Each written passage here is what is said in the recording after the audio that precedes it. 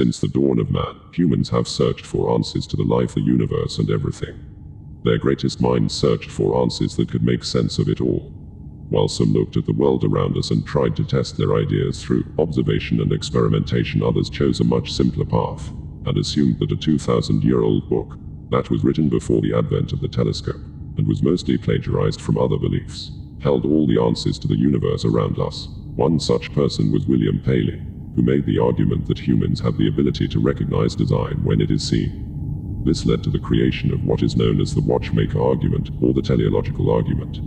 It states that if you saw a watch on the ground, you could identify that it was designed based on its complexity. It then makes a gigantic leap in logic and concludes that anything that is complex must require a designer. Hello and welcome once again to the Devil's in the Details.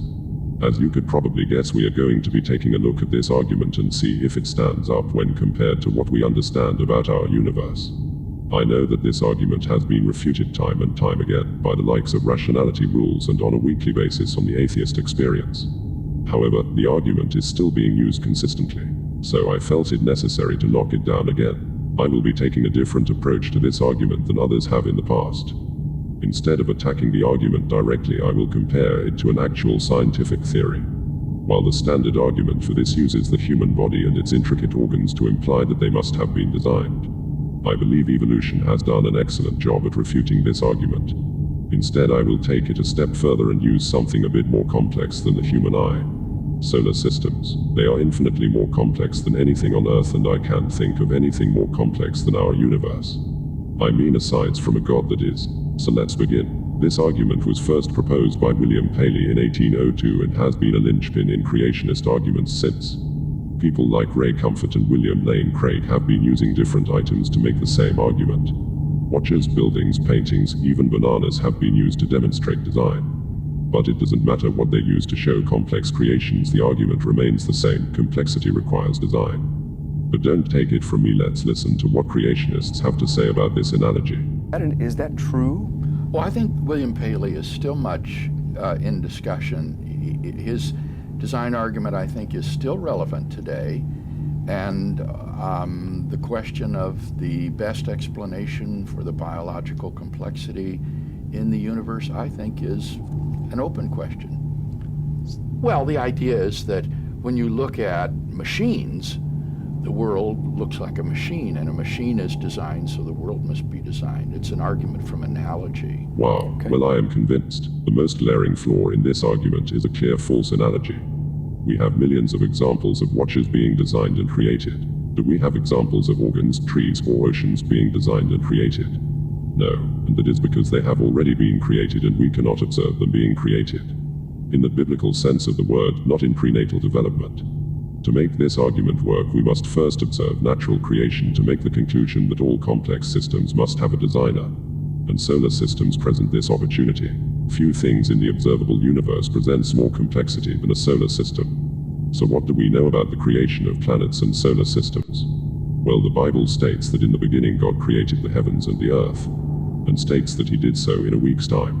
He must have continued his work because as of November 1, 2018, humans have discovered 3,874 different planets outside our solar system. If God had created the Earth, and we know there are other planets and solar systems, and that these systems are complex, then they too would require a designer. So one could hypothesize that God is creating other solar systems. So what could we expect to see if this hypothesis is correct using the teleological argument? Experimentation is not the only method used to test a hypothesis. It can be done through predictions made with the hypothesis or observations. If there is a supernatural being creating solar systems out of thin air, we can expect to see such systems popping into existence. Sounds silly? That's because it is. Obviously, we don't see this. Because of this, we can assert that either it takes much longer for God to create planets than is stated in the Bible, or solar systems don't require a designer and the hypothesis is rubbish. The current theory of the creation of planets is called the Nebula theory and states that solar systems are created from giant interstellar clouds left over from a supernova. Once these clouds collapse, the pressure builds heat and a young star is born. As the debris is left over from the formation of the sun, it leaves large clouds of debris around the host sun. As the sun grows stronger, the gravity from the sun flattens out the dust into a disk. As the dust within this debris disk begin to collide and gather together, they grow larger and larger. As they grow larger, their gravity begins to increase and attract more mass until we have planets. Some materials are left over from the planets, and it is believed that this is how moons form. What can we expect to see with this theory? Well, if all planets were created from a debris disk, we can expect to see them all orbit in the same direction around their host sun and on a similar plane. Planetary rotation has been observed for hundreds of years and is a well understood phenomenon. And they do in fact all orbit the sun in the same direction. The ecliptic plane is also visible from Earth, so this is consistent with the theory. We should also expect to see that planets further away from the sun should contain lower amount of hydrogen than the planets further from the sun. Hydrogen must be condensed to form. The heat from the young star would make it impossible for hydrogen to properly condense in the closer planets to the sun. And this is true. Hydrogen is found in planets further from the sun at much greater levels than planets closer to the sun. We know this because of our study of the light spectrum. Scientists use a spectrometer to observe the light as it passes through an atmosphere. When this is laid out into a spectrum, there will be missing sections of the spectrum, and this will tell scientists what elements are present in the planet's atmosphere. We also know this because probes have been sent to these planets and sent the data back to Earth. Again, this is consistent with the theory. As stated before, planets formed from the debris disks around their host sun. So we should expect to see this around other stars. Using powerful space telescopes, humans have been able to image such stars with debris clouds. All three of these observations support the nebula theory. It is also supported by analysis of meteorites and other materials gathered from return missions. The study of these materials can tell us in what conditions the material formed. Because meteorites have not been subjected to geological activity, this can give us clues to how the universe was born. There will not be a single piece of evidence that could be considered the smoking gun, if you will, that proves this theory is accurate. Instead, it is put together by the many sources of evidence that we have at our disposal.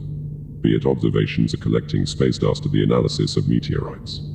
This is an important fact when considering the Watchmaker argument. Solar systems are complex, and here is first-hand evidence of them being created without a designer or creator. This is the crux of this argument. We can observe natural creation of some of the most complex systems in the known universe without the addition of a designer. Ultimately, this means that the idea that complexity requires design is completely incorrect, and that what we observe in the universe contradicts what is stated in the Bible. Now you might be saying to yourself that we have to trust NASA to tell us these objects are real and visible. This isn't just NASA that are studying this. Take exoplanets for instance. This image was taken by NASA and shows an exoplanet orbiting its host sun.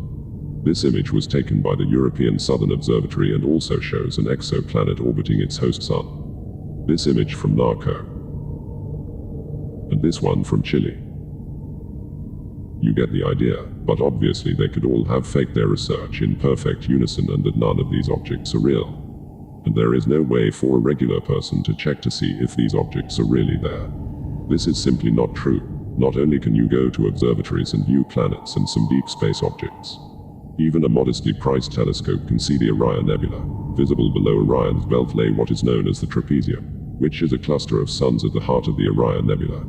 These stars illuminate the surrounding gases, and at only 1,344 light-years from Earth and a radius of 12 light-years it can be seen with the naked eye. A pair of binoculars will show that it's cloudy, and a decent telescope will make the clouds visible. Stars are being created in this system still to this day and is the best evidence of the creation of complex systems without a creator. Now I know there is a group of people out there that simply will never trust NASA and other space agencies, and there is probably nothing I can show in a short YouTube video that can adequately demonstrate the reason you can trust space agencies. Aside from what they show is reviewed by many other agencies across the globe. The requirement for such a conspiracy would be staggering. And the fact that NASA can predict with accuracy the events we can see with our own eyes lends credence to their claims. People trust NASA because they can witness their predictions, be it comets, meteor showers, eclipses, or when the planets will be at totality, etc. Math is testable and they release the data to the public. If you want to spread distrust for these organizations, you had better have a better argument than space is fake, the Earth is flat, NASA lies, or Bible thumping. So let's recap. The teleological argument states that complexity requires a designer and use this as a reason to believe God, while the argument is not a very good one and requires a tremendous amount of faith to bridge the gap between complexity and creation. It is simply not supported by our observations and understanding of the universe.